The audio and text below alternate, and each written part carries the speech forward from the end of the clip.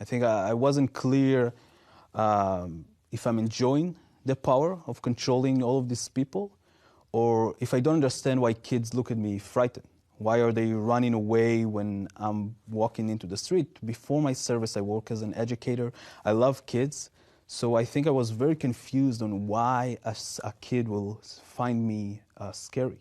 You know, I realize now in perspective, it got to do something with the fact that I have my boots on, my uniform, my helmet, my 6 packs of ammunition, my 2 hand grenades, my M16 in my hand. But I didn't realize that at the time. Right. And I really couldn't understand that.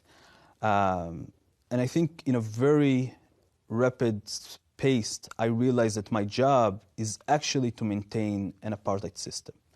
Very early on, I understood that the rights that the Jewish settlers have are not the rights that the Palestinians have. I understood that I cannot touch a Jewish settler if he is attacking a Palestinian. The best I can do is call a local police department to come handle it, like I would do at home in Jerusalem. So these Jewish settlers that live in Hebron are living under the same rights that I live in Jerusalem, but the Palestinian next to them, next house over, next building over, sometimes next apartment over, lives under my rule, my military rule.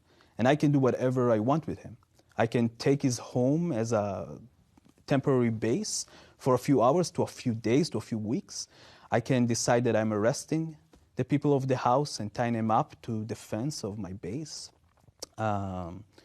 If we will get an order to demolish their home or just lock their front door and don't let them out into the street their house is on, a street that only Jewish settlers can walk on and Palestinians cannot. So they have to walk through windows to yards, into the other side, into the Kasbah of Hebron.